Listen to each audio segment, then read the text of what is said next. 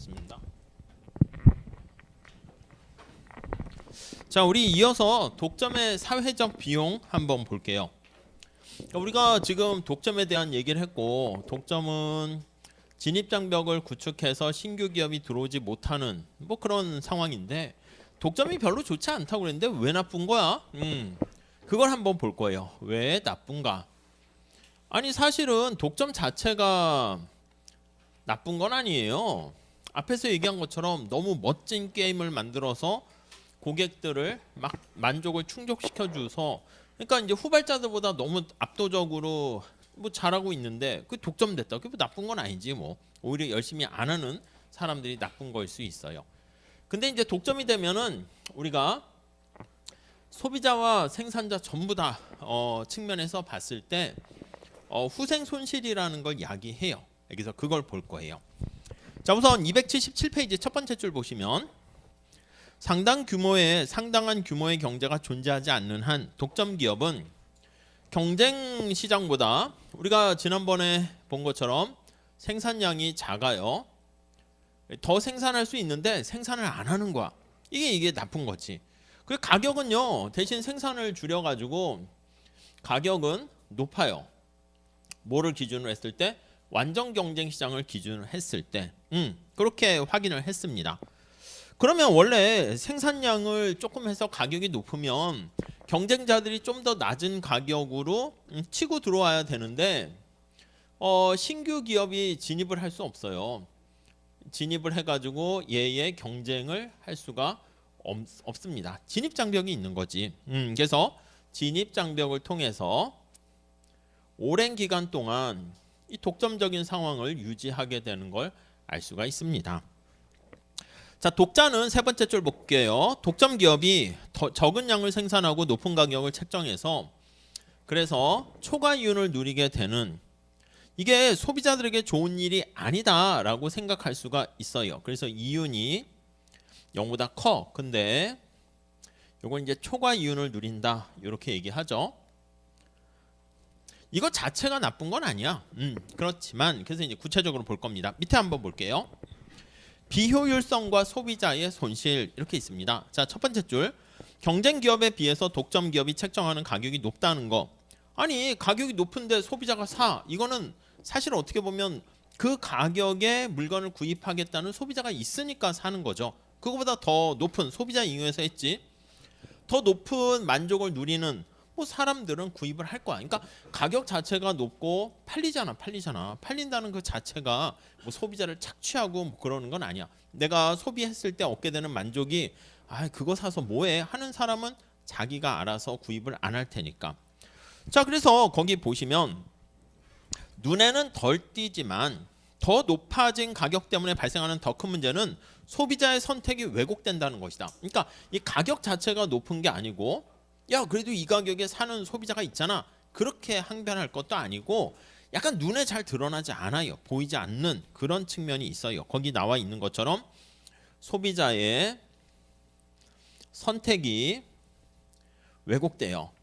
뭔가 자발적인 선택 측면에서 봤을 때 우리 소비자들 입장에서 효용을 극대화하는 선택을 하는데 그 선택 자체를 왜곡시키게 되면 문제가 생긴다는 거죠. 뭐 여론조사라든가 가짜 뉴스라든가 이런 것 때문에 국민들이 투표하거나 뭐 할 때 선택할 때 정보가 왜곡되면 그건 잘못된 거잖아. 이것도 마찬가지라는 거예요. 그러니까 가만히 놔뒀을 때 소비자 선택을 왜곡해서 그릇된 방향으로 간다는 것이죠.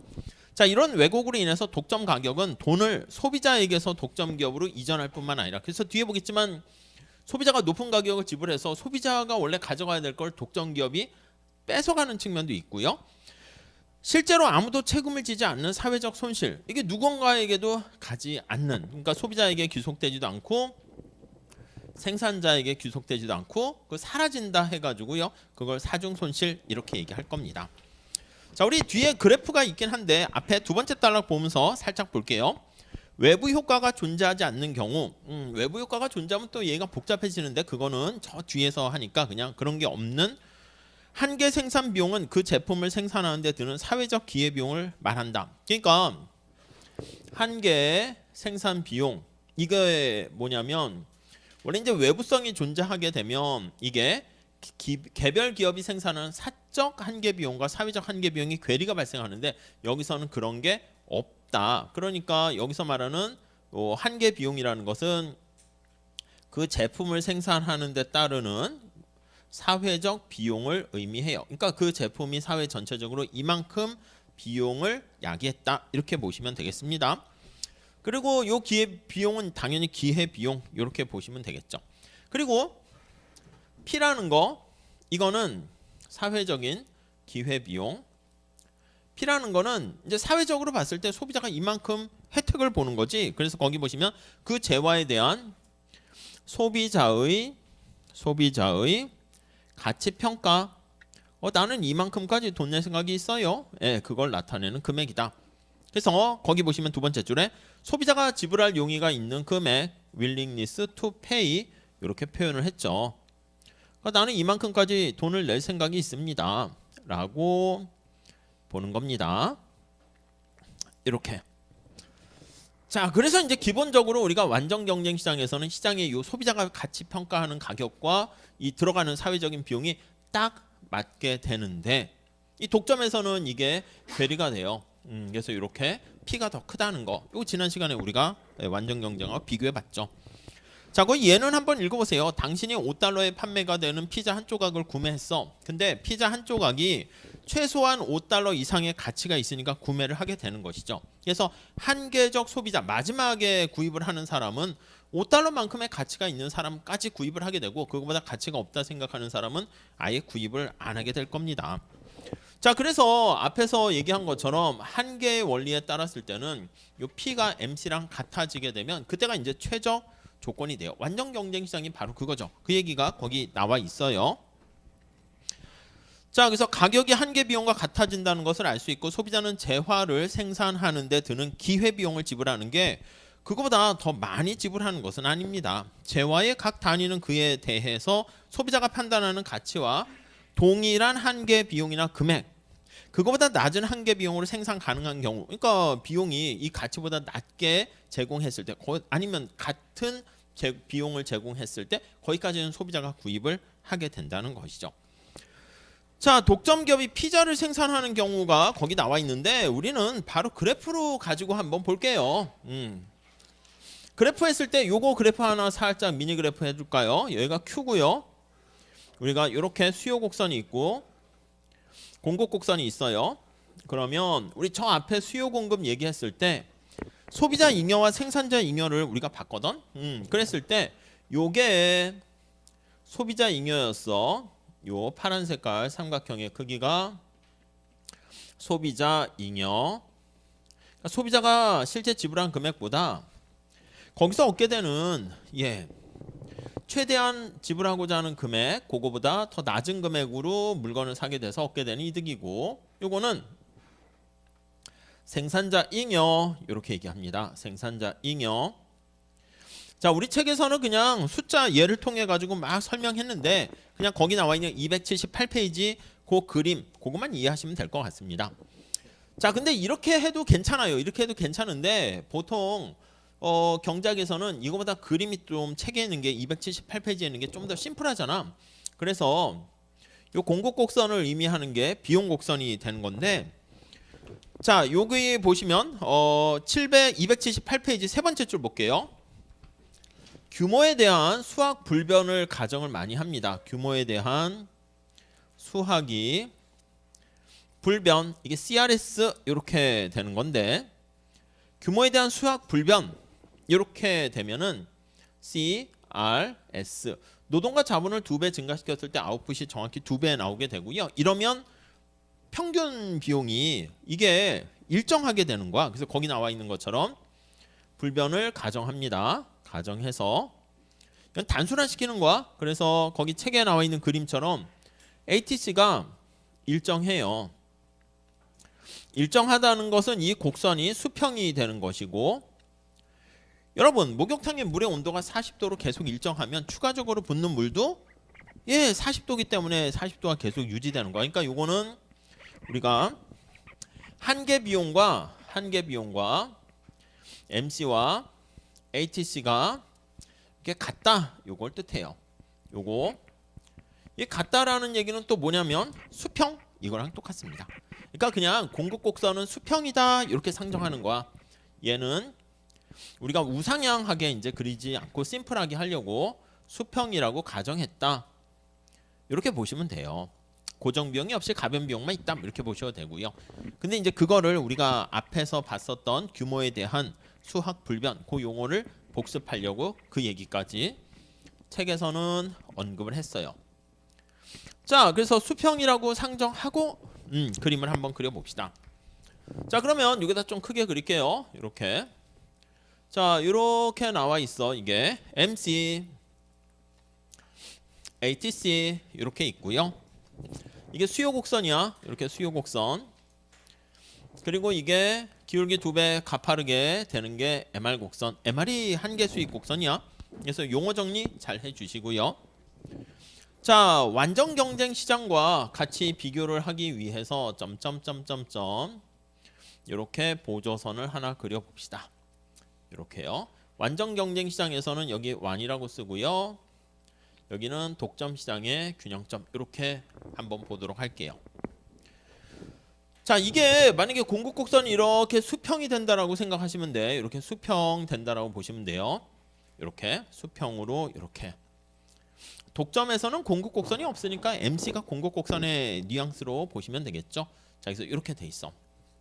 자, 그래서 여기 영역을 체크할까? 여기를 A라고 하고 여기를 B라 하고 여기를 C 이렇게 합시다. 이게 없는 거야. 이렇게 없다라고 할게요. 자, 만약에 완전 경쟁 시장에서 완경 시장에서 갑자기 시장이 독점이 되었다고 할게요. 그랬을 때 소비자 잉여, 생산자 잉여, 소비자가 얻게 되는 이득과 생산자가 얻게 되는 이득이 어떻게 되나 볼까요?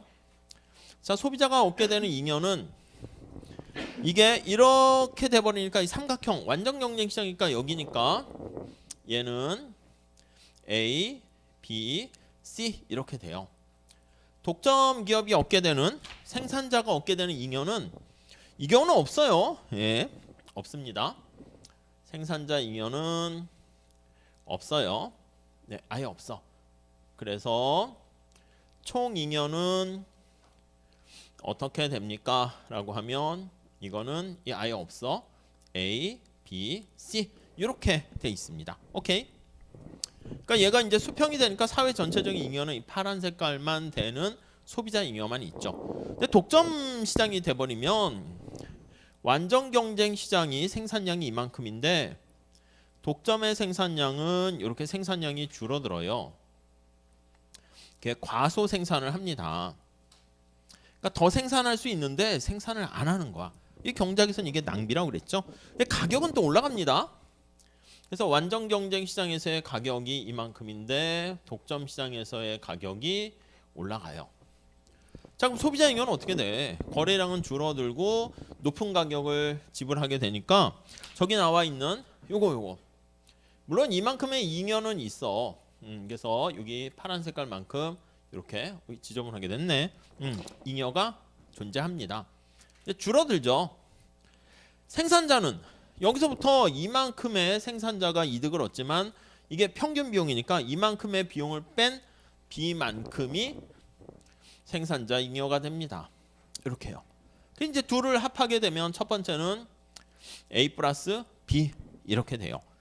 자, 그래서 여기 보시면 소비자 잉여에 해당하는 일부 요 B는 독점 기업에게 가요. 그러니까 B는 사실 재분배가 된 거니까 낭비는 아닙니다. 주인이 바뀌었을 뿐이야. 뭐 어떻게 보면 소비자들보다 독점 기업이 되게 힘이 세면 대기업이 가져가는 거니까 그거는 이제 규범적인 문제지. 약간 좀 안타깝네. 그럴 수는 있겠지만은 없어지는 건 아니야. 근데 문제는 뭐냐면 여기 C는 갑자기 어느 누구에게도 가지 못하고 사라집니다. 그래서 말 그대로 사라져서 이게 사중 손실 이렇게 표현을 합니다. 우리 노란 색깔로 표현을 하고 있는 것이죠. 말 그대로 죽었어. 사라진 거야. 무게가 이 정도에 해당하는 무게가 사라졌습니다. 로스 이렇게 표현을 해요. 자중 손실, 사중 손실 이렇게 얘기합니다. 아니면 이걸 후생 손실 이렇게요. 제목에 보시면 독점으로 인한 사회 전체적인 웰페어가 없어졌어요. 그래서 후생 손실 이렇게 표현을 합니다. 자, 우리 책에는 거기 숫자 가지고 이렇게 하니까 그건 한번 따라서 읽어 보시면 좋을 것 같고요. 자, 278페이지 거기 세 번째 단락 볼까요? 가격이 2달러에서 4달러로 올랐어. 이렇게 가격이 올라갔어. 생산량도 줄어들었어. 과소 생산으로 생산량 감소, 가격은 인상 이렇게 되었습니다. 자, 그렇기 때문에 이득이나 손실에 대해서 알아보는데 독자도 예상하듯이 승자는 독점 기업이고 이 독점 기업은 아예 잉여가 없었는데 생겼어. 패자는 소비자일 것이다. 그러나 결과가 어떠한지 좀 더 자세히 살펴보자. 밑에 완전 경쟁에 비해서 주르륵 설명합니다. 그래서 거기 나와 있는 잉여가 저는 그냥 면적으로 표시했는데 오른쪽으로 가보시면 후생이 거기 ABC 그러니까 여기에 해당하는 거야. 요만큼 우리는 요거 C 여기 해당하는 만큼이 사라지게 되었고요. 이게 데드웨이 로스 이렇게 표현을 하게 됩니다. 이게 사장됐다 이런 표현을 써요. 자, 그래서 279페이지 거기 가보시면요. 두 번째 단락에 사장 손실은 이렇게 번역도 했네. 가격 상승으로 인해서 일부 소비자가 시장을 떠나는 거야.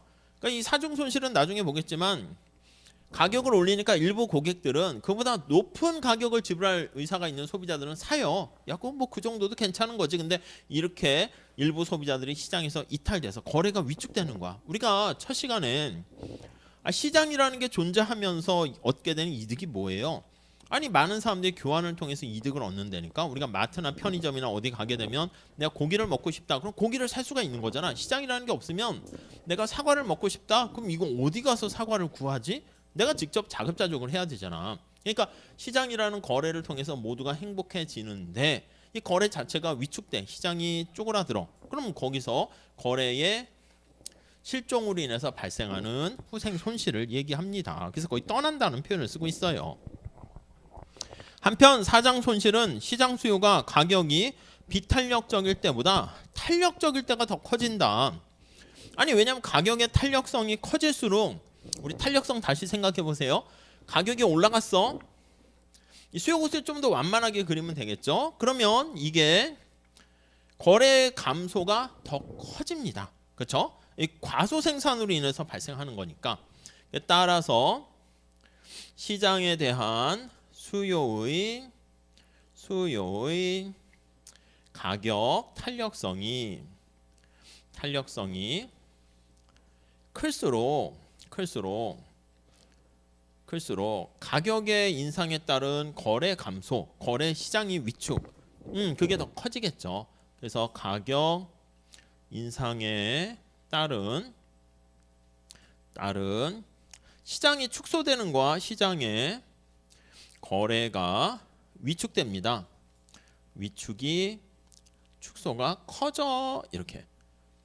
커지게 되면 어떻게 돼? 사회적 후생 손실이 커지죠. 그러니까 탄력성이 클수록 여기 나와 있는 사회적 후생 손실이 더 증가한다, 커진다. 뭐 그런 것들도 알 수가 있습니다. 네, 그 정도 봐주시고. 그래서 우리는 여기 나와 있는 것처럼 독점 자체가 나쁜 건 아니야. 그건 그냥 중립적인 개념이야. 가치 판단이 없이 그냥 기업이 하나 있다는 거야. 근데 그 하나의 기업이 가격도 올리지 않고 생산량도 많이 생산하면 그거는 뭐 그 자체로 나쁜 건 아니지. 우리 뒤에 보면은 읽을 거리에 테슬라가 나오는데 독점력을 가지고 있는데 무슨 뭐 그렇게 독점적인 행위를 하지 않게 되면, 그래서 뒤에 보시면 독점 자체가 나쁜 게 아니라 독점적인 행위로 나쁜 행위를 했을 때 그게 나쁜 거다 이렇게 얘기할 겁니다. 자, 그 다음에 우리 사회적 후생 손실 있고 렌트를 추구하는 행위, 이걸 좀 볼 거예요. 렌트 이렇게요. 렌트 지대라고 번역을 합니다. 지대를 추구하는 행위다 이렇게요. 첫 번째 줄 볼게요. 근데 경작자들이 독점에 대해서 우려하는 게 여기 나와 있는 사회적 후생 손실 요것만 또 생각하지는 않습니다. 현실에서는. 그럼 또 뭐가 있는데 삼각형으로 발생하는 사회적 후생 손실 외에 두 번째 줄 보시면 사각형 거기 보시면 PM 독점적 이윤이라고 볼 수 있는데 B 있잖아. B. 아니 독점이 돼가지고 이만큼 이윤을 얻게 된 거 아니겠습니까? 생산자 잉여 아니겠습니까? 그 사각형의 일부를 잃어버릴 수 있는데 이를 이해하려면 잠재적 독점 기업이 가진 인센티브를 고려해야 된다. 자, 그러면 이 렌트는요, 독점적 지위를 독점으로 인해서 얻게 되는 이윤이란 말이야. 그러면 앞에서 얘기한 것처럼 결론을 살짝 말씀드리면, 자, 독점적 지위를 계속 유지하려면 어떻게 해요? 아니, 신규 기업이 들어오면 안 되잖아. 진입 장벽을 계속 쌓아야 된다고. 누군가가 새로운 자기의 경쟁자로 들어오게 되면은 이게 자기가 위협받으니까, 특히 이게 경제적인 상황뿐만 아니라 정치적인 뭔가 인허가 특허, 공무원들이 뭔가 규제 이런 거와 관련이 있을 때는요, 공무원들한테, 우리나라는 그렇진 않겠지만 이렇게 약간 후진국으로 갈수록 공무원들한테 뇌물을 먹인단 말이야. 얼마까지 뇌물을 먹일 수 있을까요? 여기까지, B까지. 그러니까 자기가 얻게 되는 독점적 잉여를요, 이걸 계속 유지하기 위해서 뭔가 뒷돈을 주는 거야. 그래서 요거 지대라는 거, 지대를 추구하는 행위다라고 표현하는데, 추구하는 행위는 네, 말 그대로 독점적 지위를, 독점을 유지하기 위해 저기 나와 있는 독점 잉여에 해당하는 독점적인 이윤, 여기서는 잉여라고 해도 되고, 생산자 잉여죠. 잉여를 원래는 독점적 지위를 유지하려고 더 멋진 서비스를 제공하려고 열심히 기술 개발이라든가 이런 걸 노력하면 그건 나쁜 건 아니지. 소비자들과 고객에게 좋게 되는 거니까. 근데 그런 기술 개발이나 그런 데 노력을 하기보다는 공무원들이나 이런 데다가 뇌물을 주는 거야. 뇌물. 이거 뭐야? 뇌물을 줘서 이거 없대. 뭐 그러니까 우리가 흔히 말하는 이 렌트 지대는요, 이게 원래 땅값으로 나오는 그거군요. 땅의 가격. 이렇게. 이게 보면은 사실 저 뒤에 생산 요소에서 하긴 하는데, 아니 땅이 이렇게 있어요. 땅이 이렇게 있는데 어떤 농부가 똑같은 비료와 노력을 들였는데 보통 여기서는 10이라는 수확을 얻게 돼요. 근데 여기만 좀 금싸라기 땅인지 모르겠는데 다른 데보다 한 3배의 이득을 얻게 되는 경우를 알 수 있어요. 그래서 이 차이 있잖아요. 차이. 이거를 우리가 땅값이라 해서 차액 지대다 이렇게 얘기합니다. 여기서 이제 유래하게 되었고요. 이런 차액 지대 같은 거, 이건 똑같이 우리 가끔 그런 거 있잖아. 축구에 재능이 있거나 공부도 또 재능이 어떻게 보면 있을 수도 있어요. 근데 우리가 이제 보통 추구하는 시험이나 어디에 도달하는 거는 그냥 노력으로 다 커버가 되는 거긴 하지만 뭔가 신이 인간한테 준 재능이 필요한 영역도 있을 수 있을 거야. 근데 그런 경우에는 손흥민 선수가 저랑 똑같이 노력했는데 더 잘할 수가 있겠죠. 거기 재능이 있어가지고. 근데 그런 재능을 지닌 사람이 뭐 전 지구에 뭐 그렇게 너도 나도 있으면 그건 좀 재능이라 하긴 그렇겠지. 뭐 말 그대로 천재 비슷한 하늘이 내린 그런 재능이기 때문에 이런 것도 있단 말이에요. 이런 거. 이런 것들은 어떻게 공급이 제한돼 있겠지. 요 말 그대로 요런 재능 있는 재능은 요런 금싸라기 땅 같은 거는 재능은 공급이 신이 준 선물이라고 볼 수가 있습니다. 제한되어 있어요. 이렇게. 자, 그런데 이걸 이제 확대해가지고 우리가 인위적인 공급 제한 이런 거 있잖아. 우리가 가끔 요즘 하는 의사의 뭐 수 아니면 택시 면허증 생각해 보세요. 택시 면허증을 얼마나 발급해야 될까요? 너무 조금 아무나 막 택시할 수 없어. 이번 겨울방학에 알바나 할까? 아버지 차 가지고 내가 택시 운전하면서 이게 돈 받고 요금 한 2달 하면 안 돼요. 그걸로 영업할 수가 없거든. 그러니까 택시 운전 면허증이 있고 택시 그 드라이브 할 수 있는 라이센스가 있어야 되거든. 근데 택시 면허 같은 걸 우리가 아까 본 진입장벽처럼 너무 많이 택시 면허증을 발급하면 어떻게 돼요? 아니 안 그래도 도로에 그 뭐 출퇴근 시간에 차가 막히는데 택시가 바글바글하면 교통체증이 심해지잖아. 또 너무 적게 발급하면 어떻게 돼요? 아니 그럼 뭐 택시를 잡으려고 하는데 잡을 수가 없는 거야. 뭐 카카오로 잡으려 했더니 30분 기다리세요. 이렇게 되면 이게 뭐야? 의미가 없잖아. 그 차라리 걸어가겠다. 뭐 이럴 수도 있고 막 그런 거지. 그러니까 이게 얼마나 공급할 것인가 이것도 최적 공급량이 주어져 있는데 의사도 그렇고 뭐 회계사, 변호사 다 마찬가지야. 근데 이제 어떻게 보면 이미 내가 변호사가 됐다, 의사가 됐다, 회계사가 됐다 이 사람들은 수험생 입장에서 진입할 때는 좀 더 많이 뽑지, 이 회계사 부족한 거 아니야 이렇게 생각할 수 있는데, 막상 된 사람은 야 벌써 포화 상태인데 뭐 더 뽑는다고 이렇게 되지. 의사가 부족할 수도 있는데 더 뽑는다 그러면 기득권을 갖고 있는 사람들은 당연히 기득권이 돼. 야 이게 늘리면 안 돼 이렇게 하는 것이고, 뭐 그러다 보니까 이게 공급이 제한, 여기서 얻게 되는 이득을 어떻게 보면 다 지대다 이렇게 보시면 되겠어요. 그러니까 약간 지대라는 게 오늘날에 이렇게 확대 변형되긴 했습니다. 근데 앞에서 얘기한 것처럼 이렇게 렌트 인위적인 공급 제한입니다. 그래서 재능은 원래 공급 제한이지만 인위적으로 지금 얘기한 것처럼 뭔가 의사의 뭐 이런 걸 늘려야겠다. 나름대로 좋은 것도 있는데 또 의대 쏠림 현상도 있고 막 이러니까 또 문제가 될 수도 있는데, 인위적인 자격증 같은 거 공급을 제한하려는 이런 기득권을 갖춘 사람들의 시도, 이거는 이 렌트랑 똑같은 거야. 렌트를 추구하려는 행위, 그렇죠?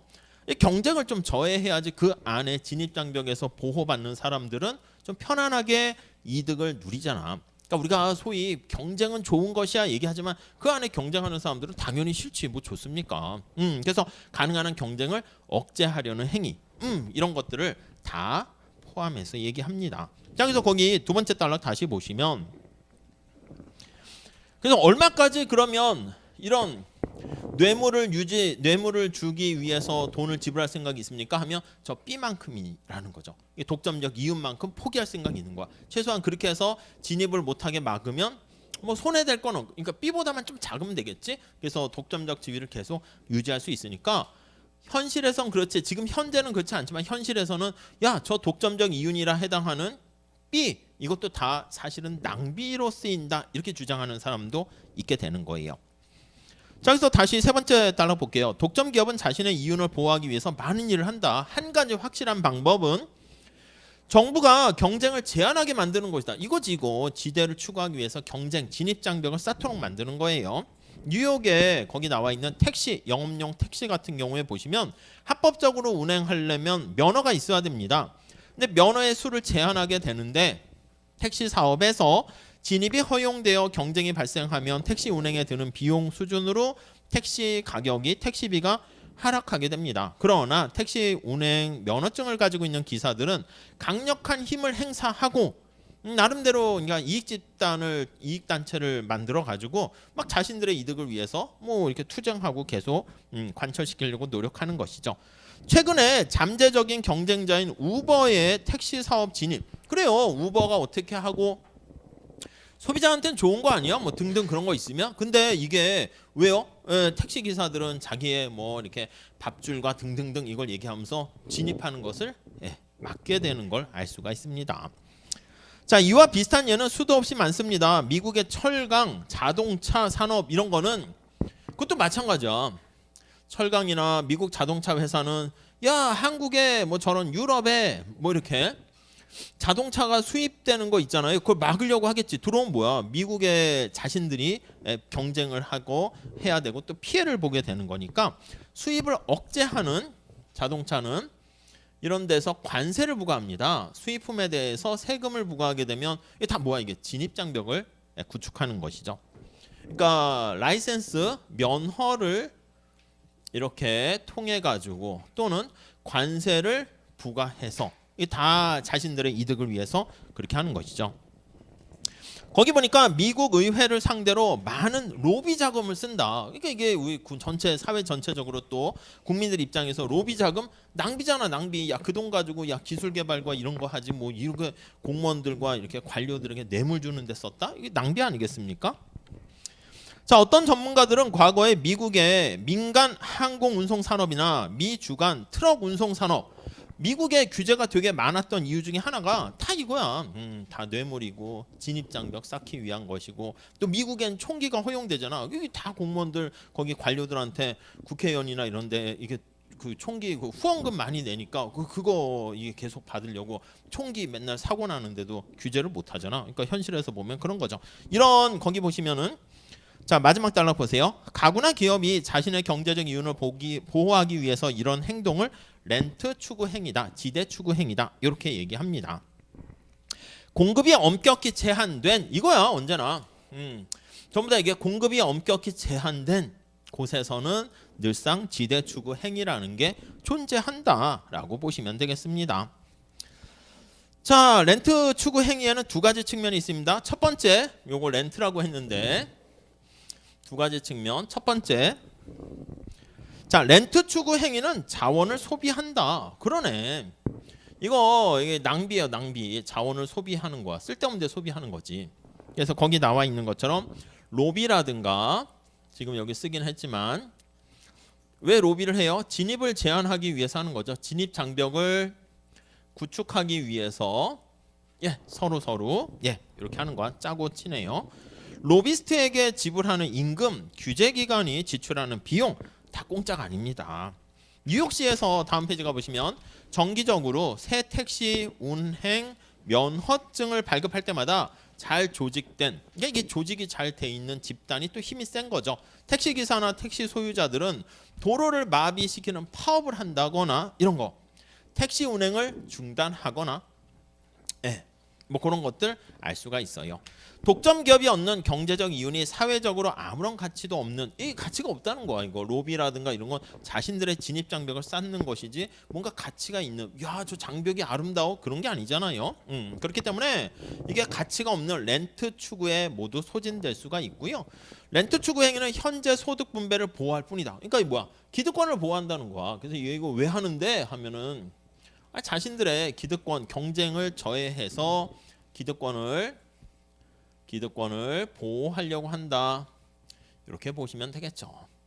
그래서 물론 이제 뭐 아까 얘기한 것처럼 택시 면허증도 너무 많이 발급하면 면허, 의사, 변호사 이런 것도 너무 많이 이렇게 자격증 발급하면 나쁜 것도 있지. 그리고 또 이제 뭔가 어느 정도의 숙련도가 필요한, 그러니까 그것도 하긴 해야 되는데 많은 또 뒷얘기를 보면 다 이 기득권을 지키기 위한 거다. 그게 있고요. 두 번째, 자주 발생하는 렌트 추구 행위는 정부의 행동을 변화시켜 정부가 렌트 추구자의 도구가 되게 함으로써 이로 인해 자원 배분이 더 나빠지는, 이게 더 나쁜 상태로 악화되는, 이거를 거기 보니까 정부 실패다 이렇게 얘기합니다.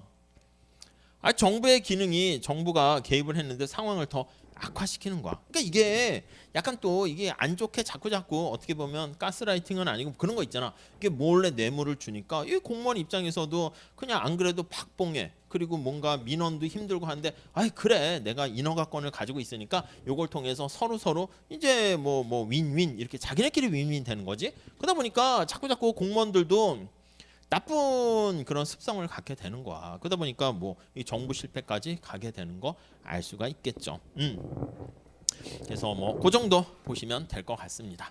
자, 그다음에 가격 차별 있는데 이 가격 차별은 좀 스토리가 달라지는 거거든요. 그러니까 잠깐 쉬었다 합시다. 제가 원래는 진도를 팍팍팍 나가려고 했었는데 조금 뭐 이 정도 하고 과점 조금 들어가고 그러면 될 것 같아요. 잠깐만 10분간 쉬었다 할게요.